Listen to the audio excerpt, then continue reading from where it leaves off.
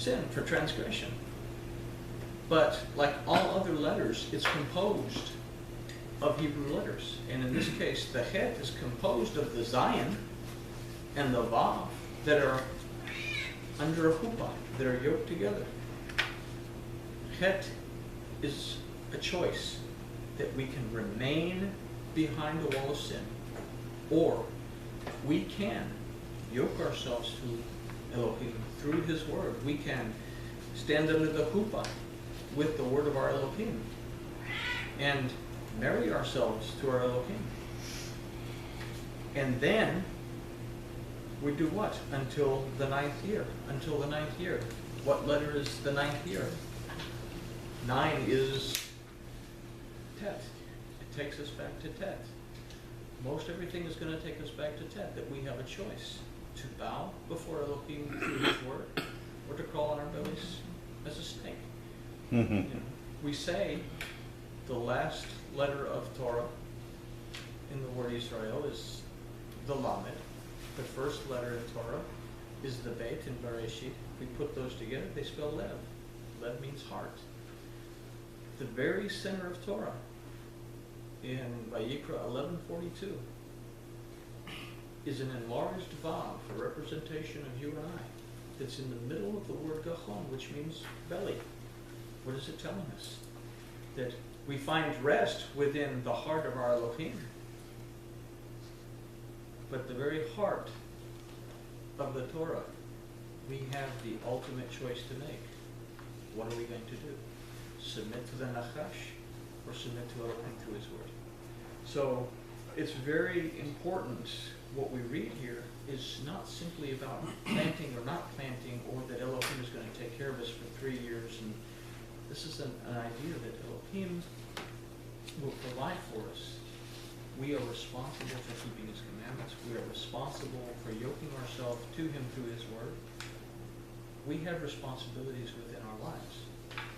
So we recognize in these verses that in allowing Yahuwah to redeem us by and through our acceptance of His restoration, redemption, and deliverance, Yeshua, who is our Jubilee, the Yahuwah will not only do these things, but will abundantly provide for our well-being.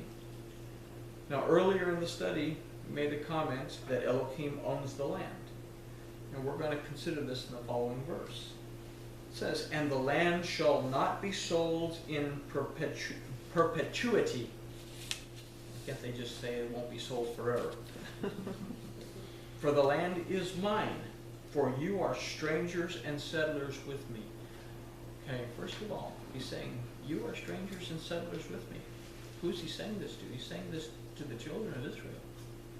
Even if we've established that Yahuwah prevails in our lives, that Elohim prevails in our lives, He's still saying that you are strangers and settlers with me. We take this verse and we have to understand that we, in a sense, are leasing the land from our Elohim for the price of the fruit that we bear on it. Okay? We get that? We're leasing it for the price of the fruit that we bear. We see this in the phrase, "the land shall not be sold in perpetuity." It's not a permanent thing. We are only in possession of our lives and the land during this physical lifespan. This land is representative of our lives, but we only have possession of the land in our lifespan. We've said that we have our lifetime to get our relation straight with our Elohim, but once we're dead, it's too late. You know, once we're dead, you're standing at the gate, and you're either getting "come on in" or "depart from me, you worker of iniquity, I never knew you." We have our lifetime to get our relationship straight with our Elohim. So, and if we recognize this, then we should have the desire to yield as much produce as we can in our lifetime.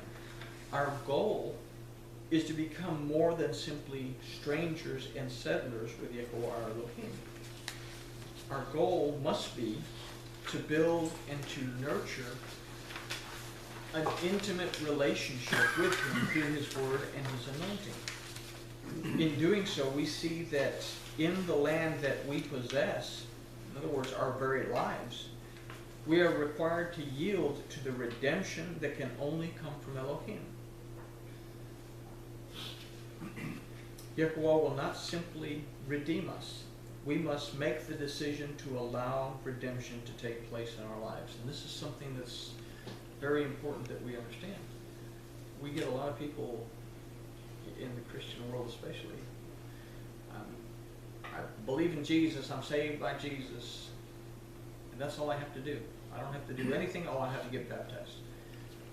That's all I have to do. That's my responsibility ends right there. Accepting requires us to observe and remember, believe and receive. One is a spiritual thing, a mental thing. The other one is a physical thing.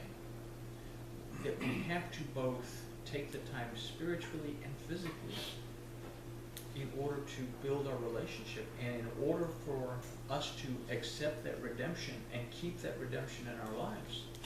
It requires us to take the time to pray, take the time to study, take the time to reflect, because only in reflecting can we make teshuvah.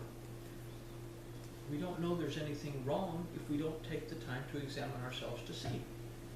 We are like that person we just talked about. I'm saved by Jesus. I can sit on the pew at church. I don't have to do anything else. I don't have to examine myself. I can live like a heathen all week. I don't have to pray. I don't have to, most of that world says they don't have to keep Torah to start with, not realizing they keep 87%. The point is, we have to be aware of our relationship.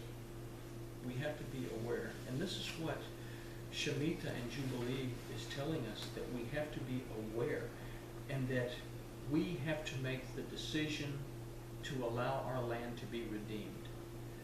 This decision can only be reached through our consent, or through our constant self-examination.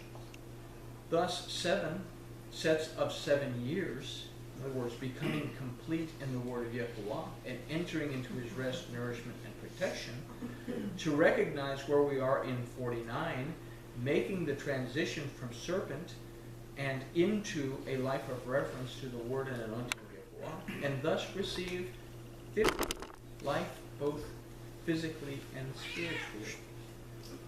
Which takes us to verse 24. And in all the land of your possession you shall grant a redemption for the land. This is what we've just talked about, that all the land of possession you shall grant. We have to say okay to redemption. We have to receive it, but we have to believe that it's possible. So Jubilee is much more than a biblical celebration of the children of Israel in the wilderness that occurred every 50 years. It's more than simply letting the land rest, being fair and honest with each other, giving back land and letting slaves go. It's about our growing closer to Yahuwah, our Elohim, through his word and anointing, and accepting the gift of his restoration, redemption, and deliverance from sin and death through his Jubilee, who was and is Yeshua. So hopefully this gave us kind of a different perception of Shemitah and Jubilee that hopefully takes us a little bit beyond simply saying, well, these are agricultural things that are only applicable in the land of Israel and they're not applicable anywhere else.